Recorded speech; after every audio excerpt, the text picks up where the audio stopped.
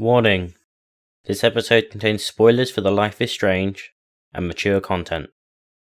This video is a summarization of the events in Life is Strange Episode 4. Not everything from the episode is shown here. Play the game to receive the full experience. Thanks to Sparks from Accidental Games for giving permission to use his footage in the episodes. Check out his channel in the video description. Previously on Life is Strange. Whoa. You don't know who the fuck I am or who you're messing around with. Don't ever touch me again, freak!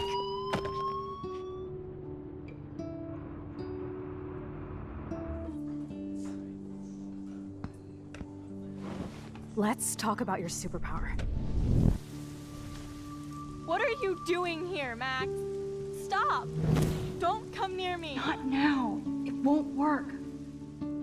I know this isn't pleasant for any of us. Miss Caulfield, please, tell us everything.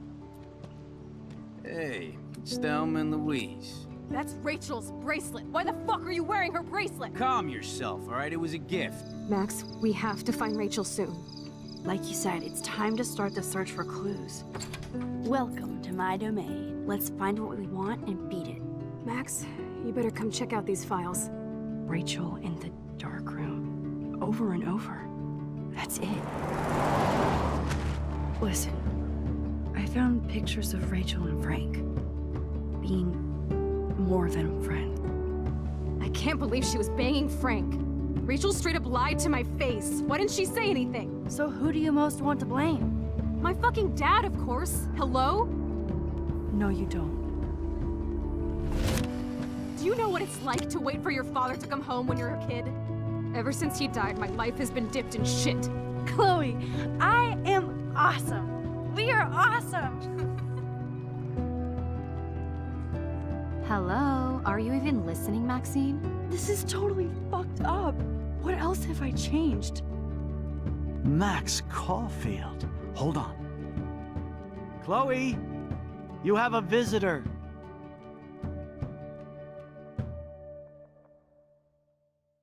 The episode opens with alternate Chloe and Max walking along a beach.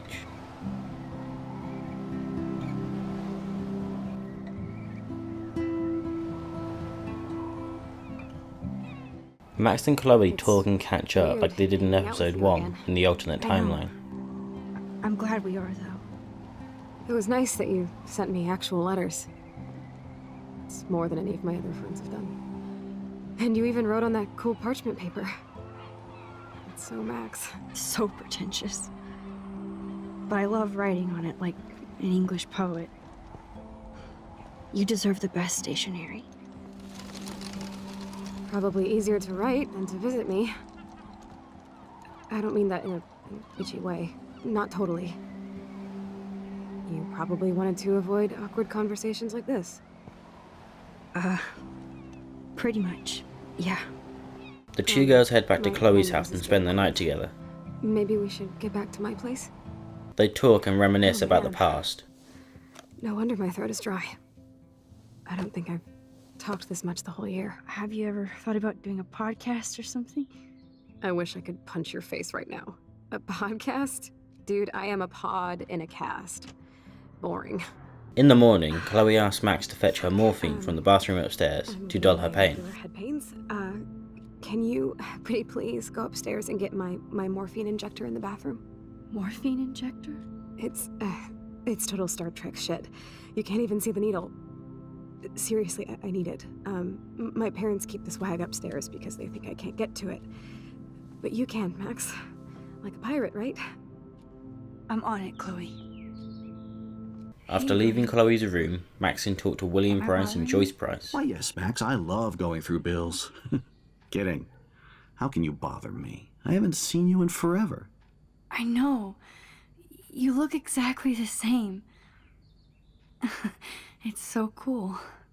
Good. Or I'd be scared if I didn't look like me. Of course, you seem more adult now.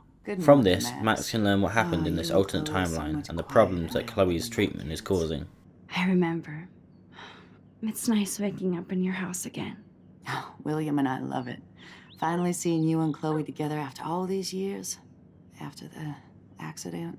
Going upstairs to the bathroom, Max collects the Here it is. morphine and makes her way back to Chloe's room. Never thought I'd be delivering morphine to my best friend. Back in Chloe's room, Max gives Chloe the morphine in her drip, relieving her I'm pain. sorry.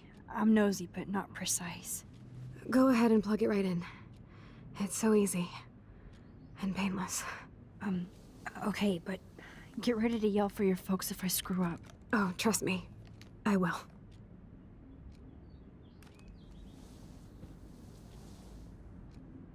Of course, my pain just keeps getting worse. But you caught me on a good day. While the two girls are alone, Chloe requests the impossible from Max. Chloe asks Max if she would turn up her morphine drip high enough to kill her peacefully. And it's only getting worse.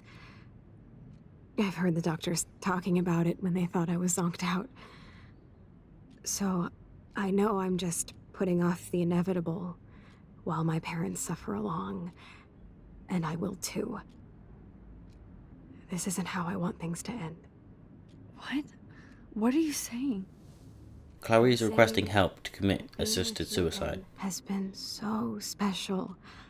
I just wanted to feel like when we were kids running around Arcadia Bay and everything was possible, and you made me feel that way today. I want this time with you to be my last memory. Do you understand? Yes, I do. All you have to do is crank up the IV to 11. Max must now decide whether or not to respect Chloe's wishes. Max also has the choice to say I don't know, which will prompt Chloe to try and convince her to do it. Chloe, I really don't know if I can do this. I had another friend who wanted to end it all, and I did everything I could to try and save her life. How can I be responsible for ending yours?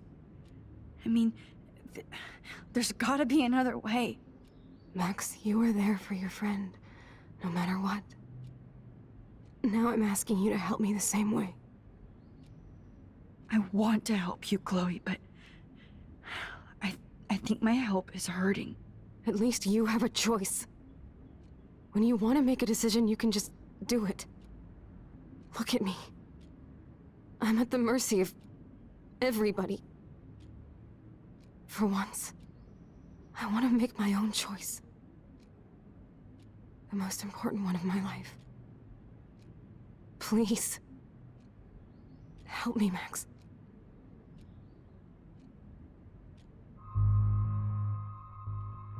If Max accepts the burden, then Chloe will pass on peacefully. She will thank Max for doing this for her. Chloe. I'll just drift asleep, dreaming of us here together. Forever.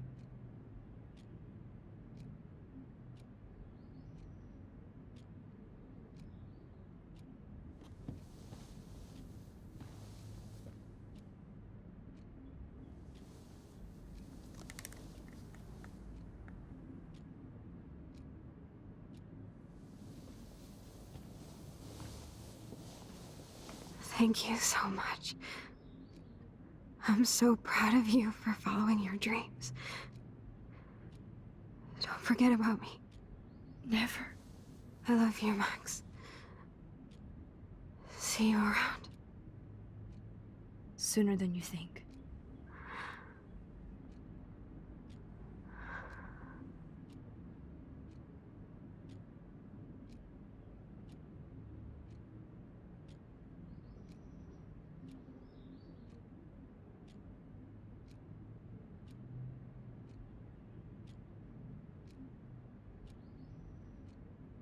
If Max refuses, Chloe will be upset and angry. She will tell Max to leave her alone.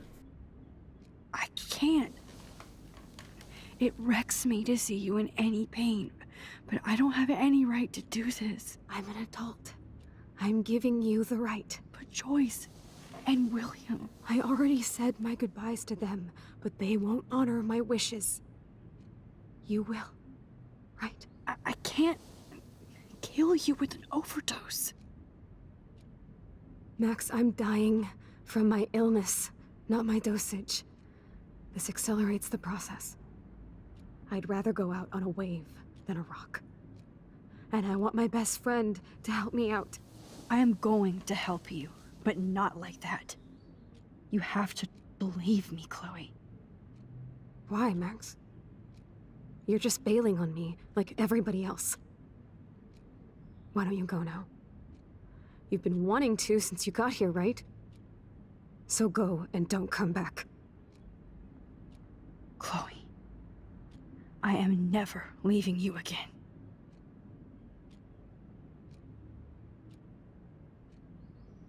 No matter what Max picks, after experiencing the consequences, Max will refocus on the picture from the day William was meant to die and return to the past before she changed the future.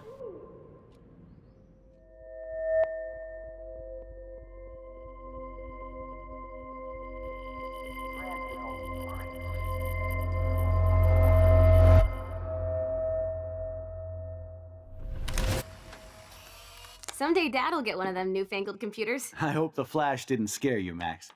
This is a keeper. Max rewrites the present by letting William get into his car to fetch Joyce from work. Hello? Hey, honey. What? Oh, I didn't know you had to get groceries. Of course I'll come pick you up. Shit, where are my keys? That's $1 for the swear jar. You mean your college fund? Keys, please. Aha! You can't hide from me forever. While William leaves the house, Max burns the picture in the fireplace to stop herself from ever coming back to change the present again. Because tonight your mother promised to make us a world-famous salmon surprise with chocolate cake for dessert. Max, you'll be here too, right? She's never leaving me. That makes all of us.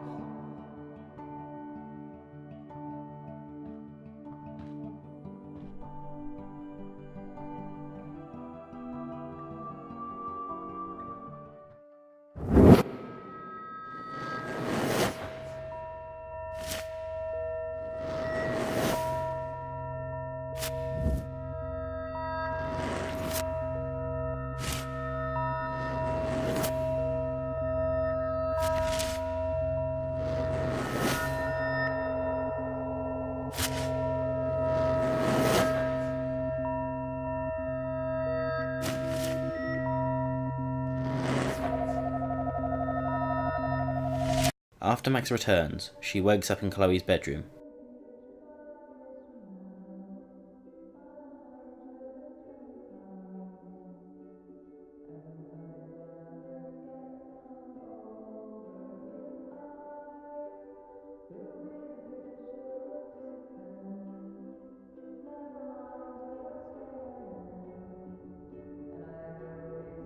Ecstatic to have the real Chloe back, Max rushes in for a hug. Chloe, you're alive. Yes. Oh yeah, now you suddenly want to kiss me? You had your chance. I'm so glad you're here. You sound high, but thanks for the morning grope. Since we were up all night playing CSI Arcadia Bay, I was still spaced out here trying to put all this info together. Max, did you forget we've gone over this? I hope you weren't messing around with time while I was sleeping. Not anymore. I'm just spaced out too. Welcome back to the real world, Max. After Chloe explains everything that is different in this timeline, and Max has come to terms with everything that happened, Max looks over the evidence the two girls managed to collect on Rachel's disappearance.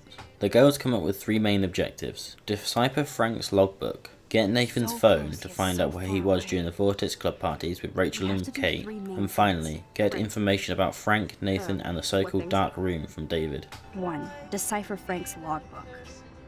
2. Get Nathan's phone to find out where he's been during the Vortex Club parties with Kate and Rachel. And see whatever hidden shit he's got in his messages. 3. Beat Stepdouche down until he tells us about Frank, Nathan, and the dark room. And I do have a gun now. Keep it in your pants. We'll have to do this on our own. I know. Once these objectives are set out, Max heads downstairs to find the information that David has collected from his surveillance. Or to who? If Max managed to get David kicked out from his home, then she will see him downstairs. He will blame her for breaking up his family and leaves the house.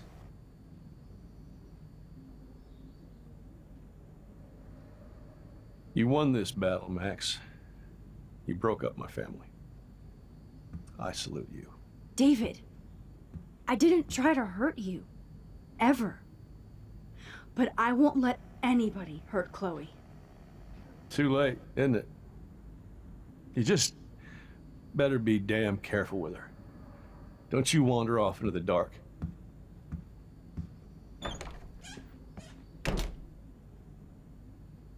After he has left, Max will be able to go into the garage and look through his files, searching for documents on Rachel, Kate, and Nathan. Maybe there's some new clues around.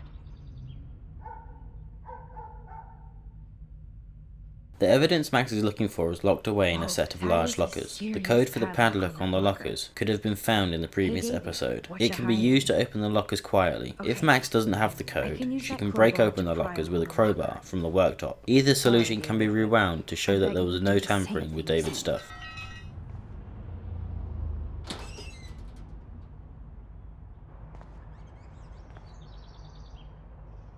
Once Max has the documents and pictures from the locker, she can call Chloe downstairs so they can go and work on the other objective on the list, find Nathan's phone. Very happy. I hit the secret file jackpot. Kate, Nathan, and Rachel. Plus some location coordinates. David is like a one-man surveillance army. But first, if Max managed to save Kate, she will request that they go and see her in the hospital beforehand. Chloe will agree and the two will head to the hospital. Find out how she's doing. In the hospital, Chloe stays outside the room while Max goes This in is to see definitely Kate. Kate's floor. Hospitals always freak me out. I hear you. But imagine how Kate feels. I'm so glad I get to see her again. I hope it's not too weird for her. No, she'll be stoked to see you. Who wouldn't be? This be it. I'm a little nervous. Just go in there and be your friend. I'll wait out here so you can chill by yourselves. Kate is pleased to see Max. The two hug and Max explains what she and Chloe are doing.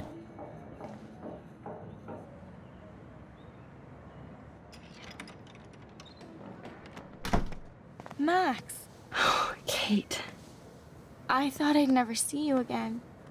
I feel so ridiculous. I'm so sorry. Kate, listen to me. You have nothing to be sorry about. Other people do. You do not know how happy I am to see you. You look awesome. After Kate has heard that the two girls are going after Nathan's phone, she requests to help, and then in the future, Kate will message Max with Nathan's door number. We're going to stop him. I just have to find Nathan's room number, get inside, and get the clues I need. Max, please let me help. I can get the number, and I'll text it to you, okay? Of course, Kate. I can't do this without you. Now it's time for Nathan to watch out for us. Once Max is done, she leaves the hospital with Chloe, and the two head off to Blackwell Academy to find Nathan's phone. She's still Kate Marsh. Thank God. I'm glad we came to see her. Thanks for coming with me. Now let's go pay a visit to Nathan Prescott. That little prick is not going to be glad when he sees us. While walking to the dorms, the two girls walk into Mark Jefferson, who once again says it's a shame that Max hasn't entered her photo for the Everyday Heroes contest. He also compliments Chloe's blue hair, asking why she doesn't attend Blackwell Academy. Chloe, why isn't somebody as cool as you going to Blackwell? I was way too cool for this school. It's a long story. In actual files here. I can imagine. Max, are you sure that you're all right? It's weird just being on campus like everything's normal. I know, lame as it sounds, life has to go on. I think there's too much going on in my life. On that note, Blackwell duty calls. Remember, I'm going to announce the winner of the Everyday Heroes contest tonight at the party, so I hope you'll be there to celebrate, even though I'm sorry you didn't enter a photo. I understand your reasons. You can't force an artist to work. So, you don't hate me for what I said to the principal? I'm proud of you for caring so much about a troubled friend, and I take hope in the fact that you have plenty of time to find your way. Just get in the habit of putting your work out there. Thanks, Mr. Jefferson. I'll definitely be there tonight. Me too. I'll be Max's date. You better dance with us at least once. Nobody should have to see me dance. Plus, you don't want to watch the old hipster trying to keep up with the kids. I have some pride. Be seeing you. Yes, you will. In the courtyard outside the dorm building, the two girls ask around to ensure that Nathan isn't in his room. Me out to the drive-in. It's a school day, so Nathan should be around. I did see him this morning heading off campus. He looked more angry than usual. I wouldn't look for him now if I were you. Once they are certain, they head into the dorm to search for his room. It would be so cool if you and me were going to school here together. But now you can have Mr. Jefferson all to yourself. Ah, you suck. Now let's get into Blackwell Ninja mode.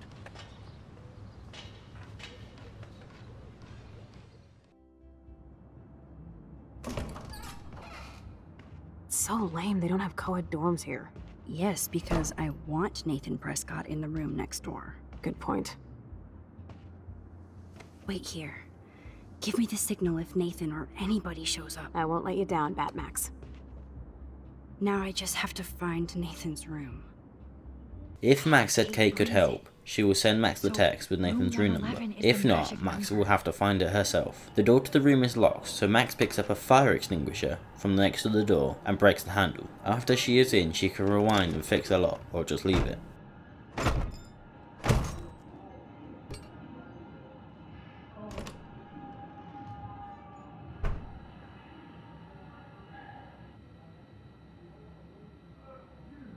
While searching for the phone, Max notices scratch marks on the floor in front of a sofa.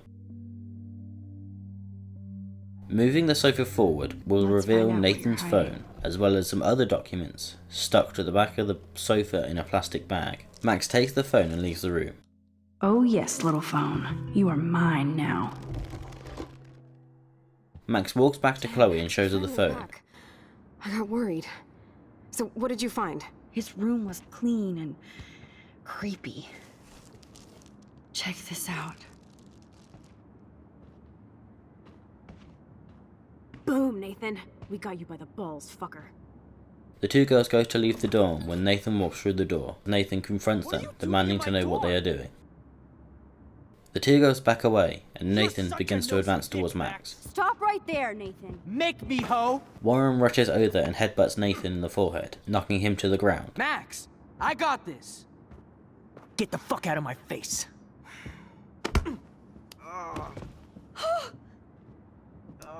Nathan pulls a gun and goes to aim it at Warren, but he quickly kicks his hand, sending the gun across the hallway. Warren begins beating Nathan while he is lying on the ground. Max now has to decide to either stop Warren before he does some serious damage, or leave him to beat Nathan to a bloody mess as punishment. If Max stops Warren, Nathan will run off, pick up the gun on his way to the room. Why are y'all looking at me like that, huh? You and you're all dead! Let's go, now! Plus, my dad is on his way. You're all fucked. He owns you! If Max leaves Warren to dole out the punishment, he will continue beating Nathan till he gives up and starts crying. Chloe will also grab Nathan's gun before she leaves, calling him a little bitch. Kill this motherfucker!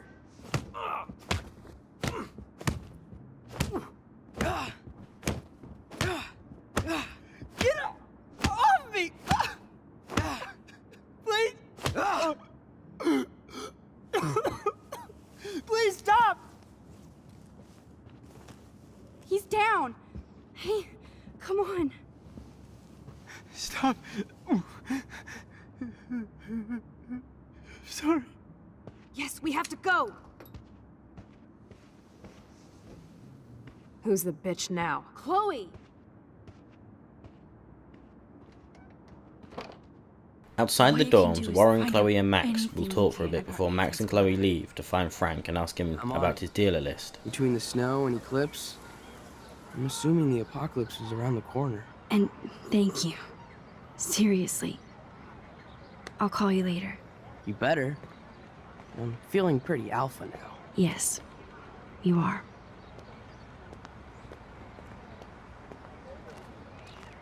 Now let's make a date with Frank. Will he even answer you? Frank always answers when he wants money. Like I said, Frank wants to see me right now. Let's not keep him waiting.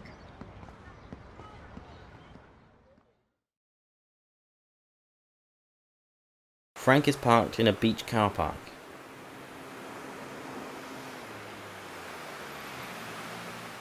The two girls walk up to the RV and prepare to convince Frank to hand over his client name list. Chloe knocks on the door and Frank comes out of his RV. He comments about the two girls sticking together and then questions Chloe about the money she owes him. The Wonder Twins.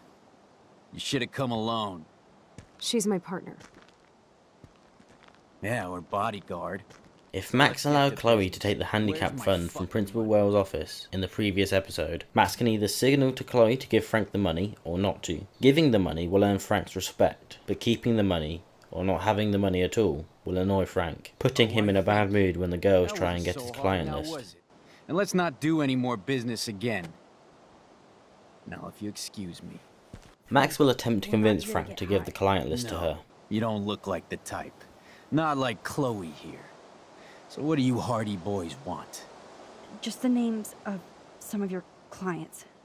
Oh, is that all? Oh, well, why didn't you just tell me? How about I just give you the keys to my RV while I'm at it? If everything goes well, and Max doesn't say something that will anger Frank, he can stay calm, see reason, and become an ally, handing over his client list of his own free will. Well, if there's a chance in hell, you two dorks can find Rachel. Yeah, I'll take it. My dog isn't barking at you, so I guess that's a good sign.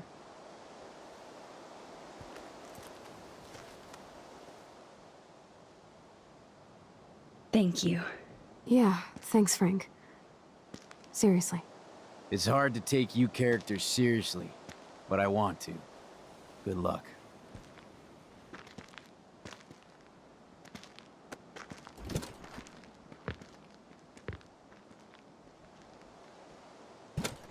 There are two other outcomes, where the girls get the client We're only list. here to find Rachel. Rachel isn't in here! If Max angers Frank with the wrong thing, and the door is open to the RV, Pompidou will run out, and Chloe will shoot him, causing Frank to charge at her too. Chloe will shoot him as well, and both Frank and Pompidou are killed. Ever tell me what to do? Get it, bitch? Get it? Step the fuck back now! Pompidou! You fucking killed my dog! Oh my god!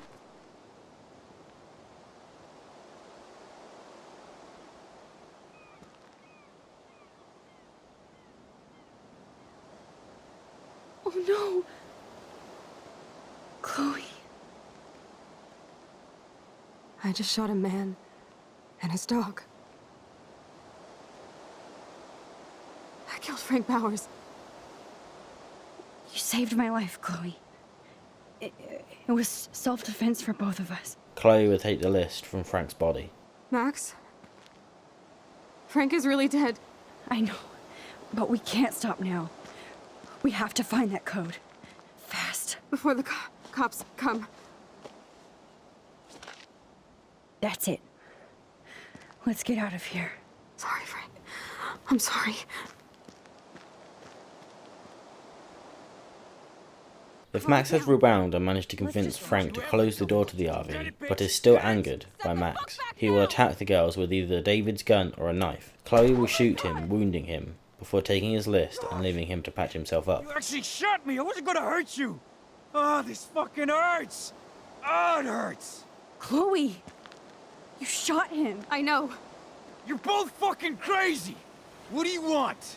We just want the code for your account book. Now! You're fine, whatever, just put the goddamn gun down. You already shot me, alright?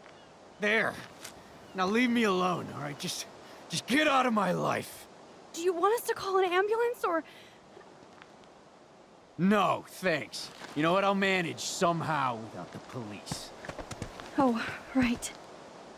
Let's bounce.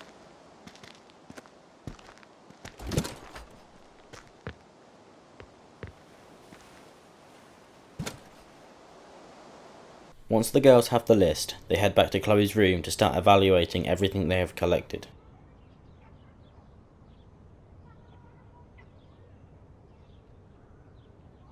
In the room, Max looks over the evidence and organizes it, filtering out any useless information. Deals. That's it, Max. Oh, yes. Now we're finally getting somewhere. Chloe, let's plug in these numbers and see if they lead to an actual address. Aye, aye, Captain. Here we come, Rachel.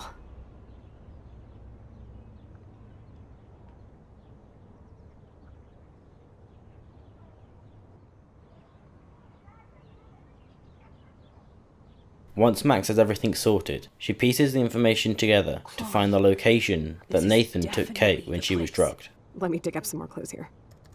It turns out that Nathan took Kate to an old barn, so the girls decide to check it out. Nope. Nothing, Max. There's nothing here. Just some shitty old barn. Let's keep searching and find out who owns this haunted barn. I'm on this. Hold on. Somebody named Harry Aaron Prescott. I'm shocked. Should we call the police? Fuck that. You know the police here are like Nathan's private security, right? Max and Chloe make it to the barn.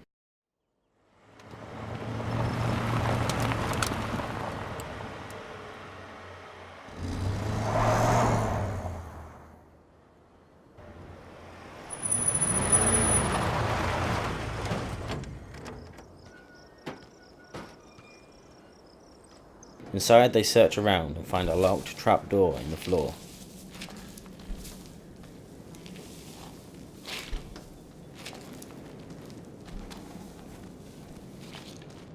Whoa. What is this? It's totally brand new. They break the lock using a makeshift winch.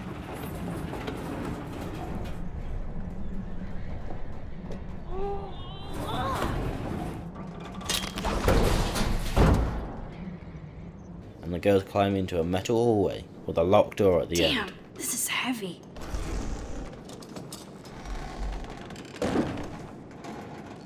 What is this?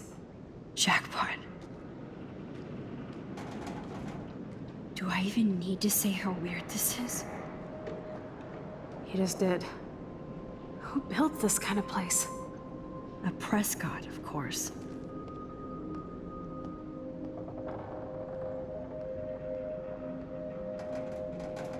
The door is locked with a code pad, and if Max remembers the 3-digit code from the documents Nathan had, she can open the door. Open sesame. Behind the door is a secret bunker. There are supplies and provisions in the entrance. Stocked and ready for the apocalypse. This must have cost a fortune. Come on. Max finds folders with names on them. 2 folders have the names Kate and Rachel.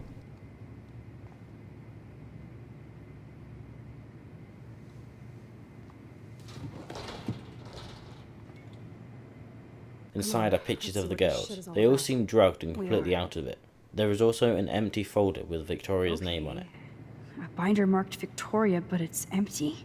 Look, the next one says Kate. Oh no, Kate. No. God, I should have killed that bastard back there. Kate wasn't the first.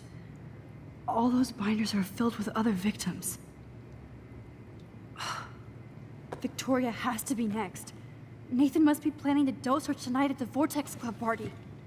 Rachel. While looking through the photos of Rachel, they see one where she's been buried in the junkyard. Chloe recognizes the location and decides she wants to look there to see if Rachel was buried there. Look at her face.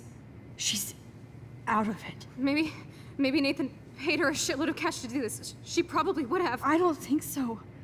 Why is he putting her in the ground like that? Where? The junkyard. Max, we have to find that spot now.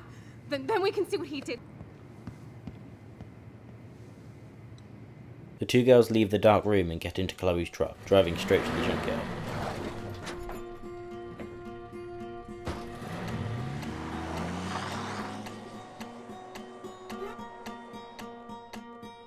In the junkyard, Chloe rushes over to the area in the photo and starts digging.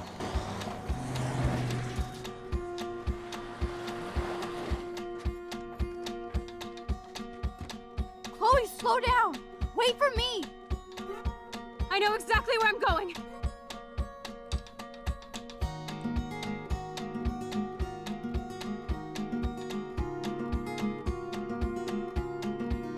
Look, this is it. This is it.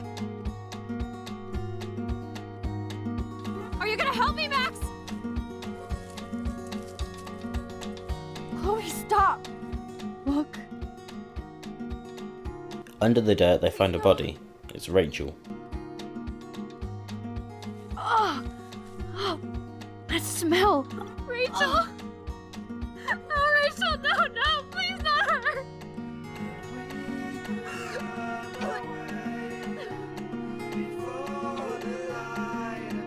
Chloe. Rachel, why? I'm sorry, Chloe. I'm so sorry. Sick and distraught, Chloe loses her head. How can she be dead? What kind of world does this? Who does this?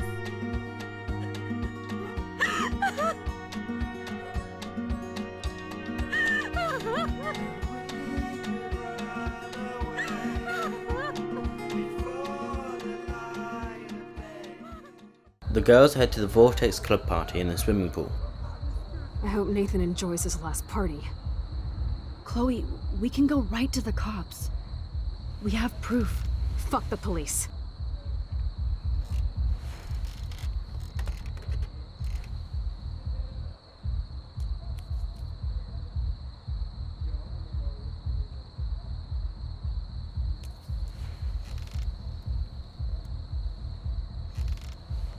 Chloe storms into the building to look for Nathan, while Max gets held up by Warren, who is seemingly drunk and wishes to take a picture with Max. Let's go, Max.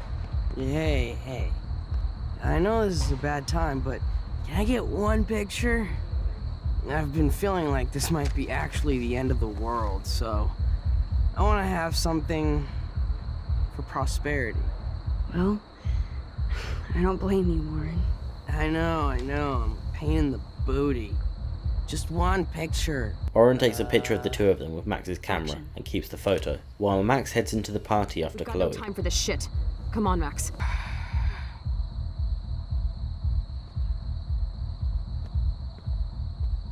Once in the party, Max searches for Chloe. If Max managed to get herself invited to the Vortex Club, she will have access to the back room. Section. Members only.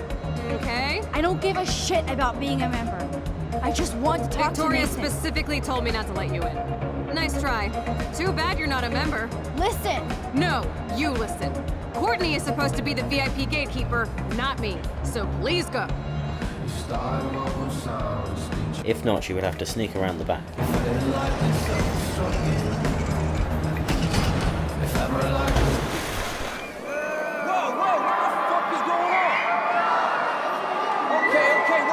Stop the music, okay? Oh my god, DJ Jules checking me out.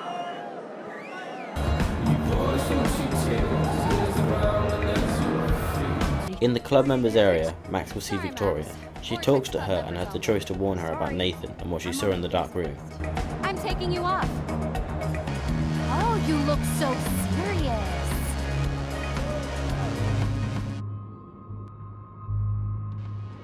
Victoria will choose to believe Max depending on her previous actions in the Serious past. danger. I know Nathan is your friend, but he is truly unstable and dangerous. He did drug Kate at that party so he could take her someplace dark. What? Nice try, Max. But I don't believe you. And why would he do that? I don't care if you hate me or not, but you have to believe me. You could have been a major bitch to me when I got hit with that paint, and I deserved it. Max, I don't hate you. I actually think you're one of the coolest people at Blackwell. Weird, but cool. You just don't know it yet. Maybe I'm jealous because you don't give a shit what anybody thinks, and I do. If what you said is true, then you be careful too. I've got my own protection. Text me if you need anything. I will. Thanks, Victoria. Au revoir. Chloe reveals herself after the conversation.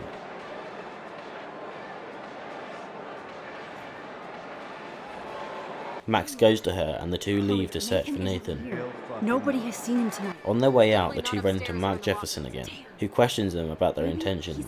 The two skirt around the question, and Jefferson leaves. Can't hide anymore. So, you made it, Max. Oh, hey, Mr. Jefferson.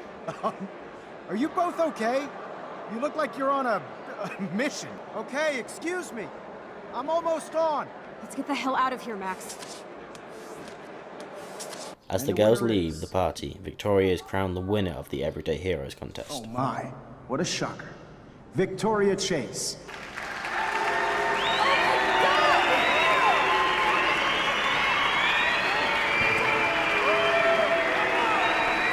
Thank you so much, Mr. Jefferson.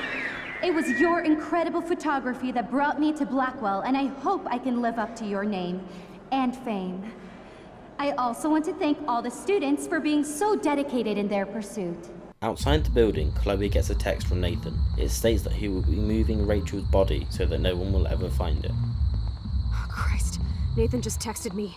He says there won't be any evidence left after he's done. Max and Chloe take off back to the junkyard to stop him. We have to go to the junkyard right now.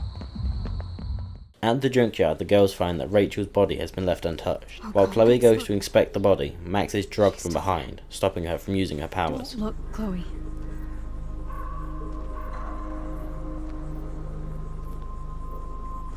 Oh, no.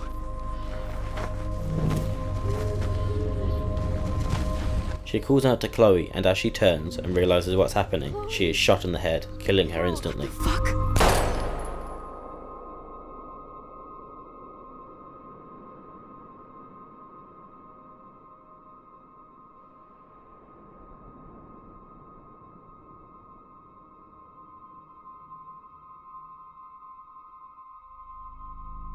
Chloe.